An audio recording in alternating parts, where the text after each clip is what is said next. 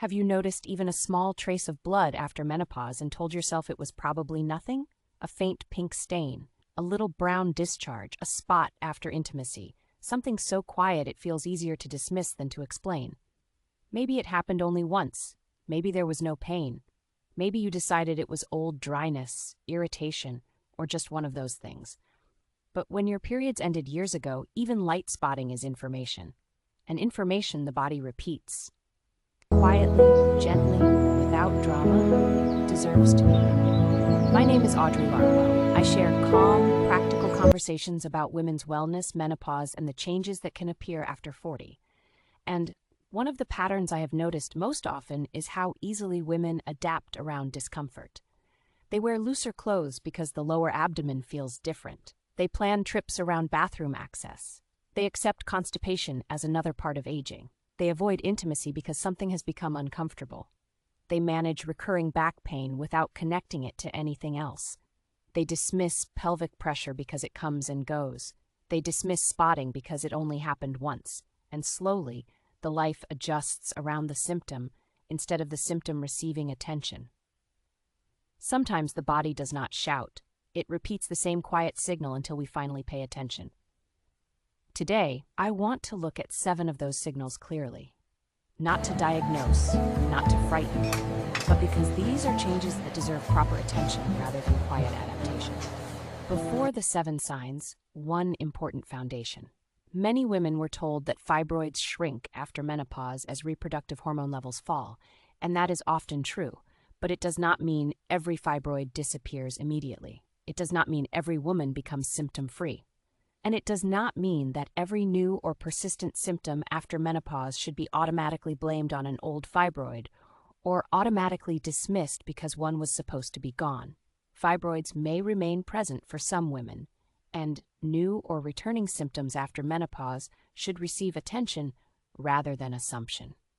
More importantly, fibroids are only one possible explanation for the changes on this list. The goal today is not to convince you that fibroids are responsible for what you feel. The goal is to recognize 7 changes that should not be explained away without proper evaluation. The first sign is bleeding or spotting after menopause. It may be a visible trace of blood, a pink discharge, a brown stain, bleeding after intimacy, or a single episode that never happens again. The amount does not determine whether it matters. Official guidance from major women's health organizations recommends seeking evaluation for postmenopausal bleeding even when it happened only once, involved a very small amount, or appeared only as light staining. This does not mean you should assume the worst. It means you should not assume anything.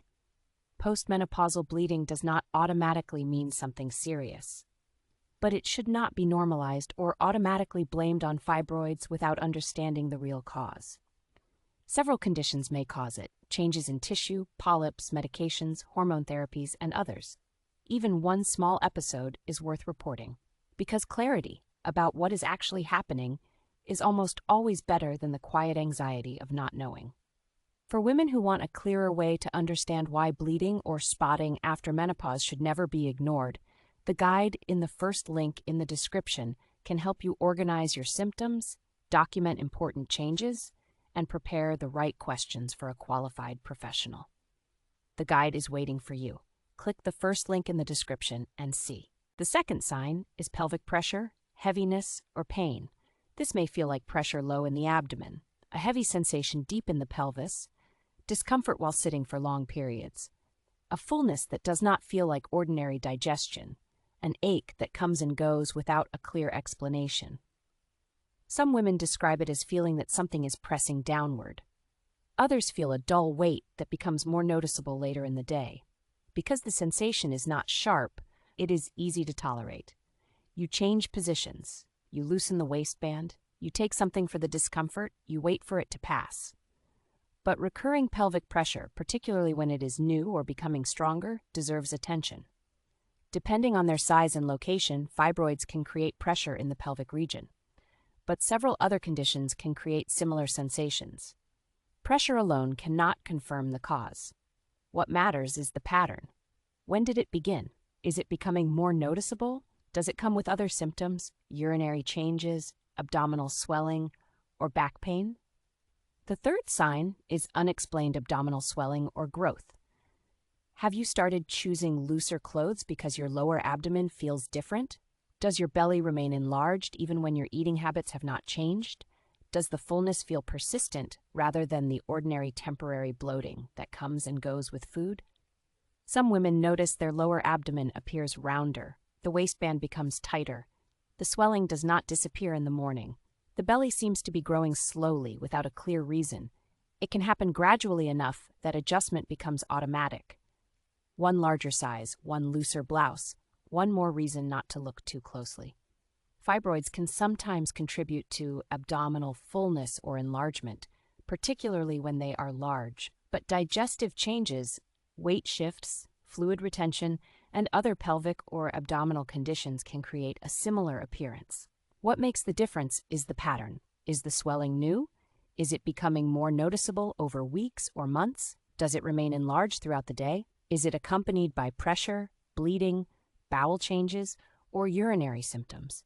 What looks like ordinary bloating may feel very different when it becomes persistent and unexplained. The fourth sign is frequent or urgent urination. Maybe you need to use the bathroom more often than before. You wake during the night. Urgency arrives suddenly. You begin planning errands, car trips, and social events around bathroom access. You feel pressure over the bladder even when you have not had much to drink. At first, you may blame age, then water, coffee, or sleep. But the bladder sits close to the uterus and other pelvic structures. Depending on their location, fibroids may place pressure on the bladder and contribute to urinary frequency or urgency. Other conditions can cause the same symptoms, which is why this sign cannot be used for self-diagnosis. The important question is not only how often you urinate, it is whether the pattern has changed. Did it begin recently? Are you waking more often during the night? Does pelvic pressure appear at the same time? Is it interfering with sleep or daily plans in ways it did not before? A change that consistently shapes your routine deserves to be discussed. The fifth sign is constipation or difficulty passing stool. This may appear as constipation that becomes more frequent, more straining than before, pressure during a bowel movement, a sense that emptying is incomplete, or a change in bowel habits that has no clear explanation. Many women quietly adapt here too. They change their diet, take occasional remedies. Assume digestion has simply slowed with age.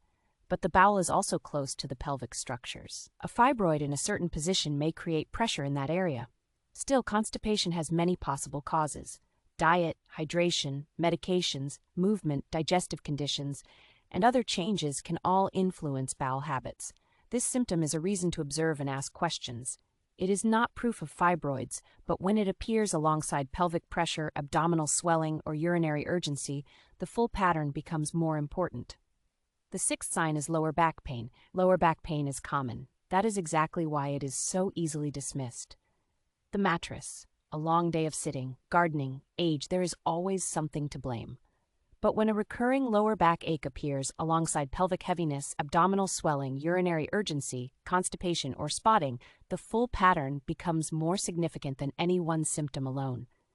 Pay attention to pain that does not improve as expected, pain that affects sleep, pain that changes how you move or sit, pain that feels connected to pressure in the pelvis. Fibroids are recognized as one possible source of lower back discomfort. But back pain can begin in muscles, joints, nerves, the spine, or other structures. The context matters more than the symptom in isolation. The seventh sign is pain or discomfort during intimacy. This can be the hardest to discuss. Some women feel deep pelvic discomfort. Others notice pressure or aching that begins during or after closeness. Some begin avoiding intimacy because they fear what might follow. Others feel embarrassed and never mention that something changed after menopause. But discomfort during intimacy is not something you have to silently accept. Fibroids may contribute depending on their size and position. Tissue changes after menopause, dryness, pelvic floor concerns, and other conditions may also be involved. The symptom does not tell you the cause. It tells you that something deserves attention. And this is the sign that most women carry longest in silence.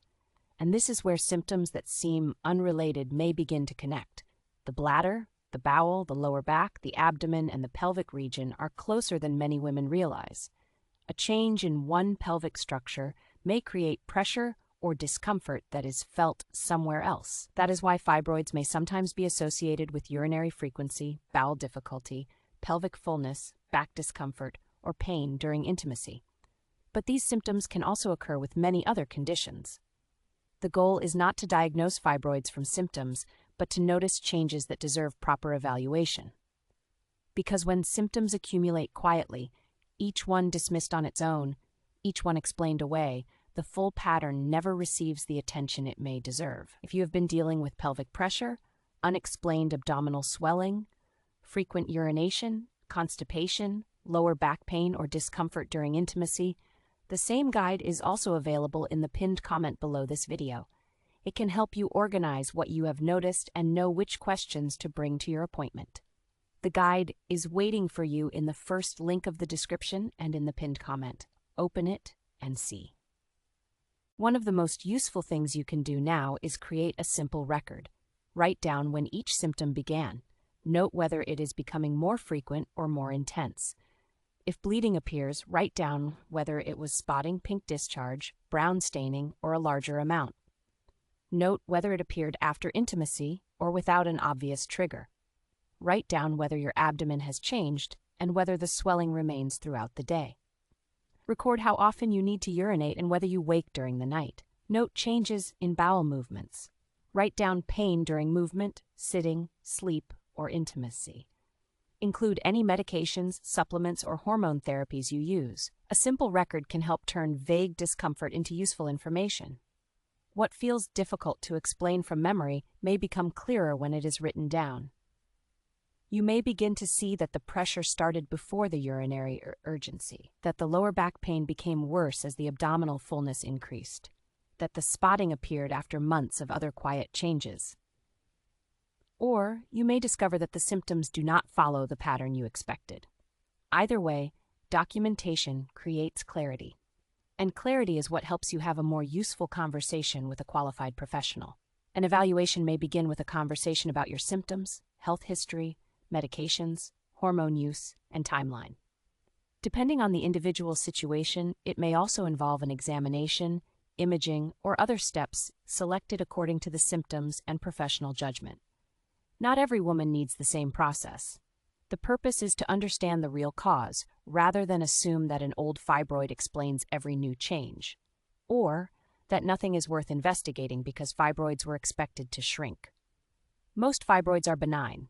Many do become smaller after menopause, but persistent or new symptoms after menopause should not be automatically dismissed, and bleeding after menopause, however small, should always be reported and evaluated. So let the 7 signs stay with you. Bleeding or spotting after menopause, pelvic pressure, heaviness or pain, unexplained abdominal swelling or growth, frequent or urgent urination, constipation or difficulty passing stool, recurring lower back pain, pain or discomfort during intimacy. These signs do not prove that fibroids are responsible. They are signals. Signals that may be connected, signals that deserve to be documented, signals that should not be hidden by embarrassment or dismissed as ordinary aging. The earlier you bring clear information forward, the easier it may be to understand what is actually happening. Listening to your body is not the same as panicking. Seeking appropriate care is not assuming the worst. It is taking the next responsible step. You noticed, you documented, you stopped adapting your entire daily life around discomfort. You gave yourself permission to ask for an explanation. Your body may be speaking quietly, but that does not mean its message should be ignored. You do not need to assume the worst. You only need to take the next responsible step. If this message helped you understand fibroids and warning signs after menopause with more clarity, please subscribe to the channel. Every week, we explore the changes women notice after 40, the questions that often go unanswered, and the practical steps that help you move forward with greater confidence. Clarity begins when you stop dismissing the changes your body keeps repeating.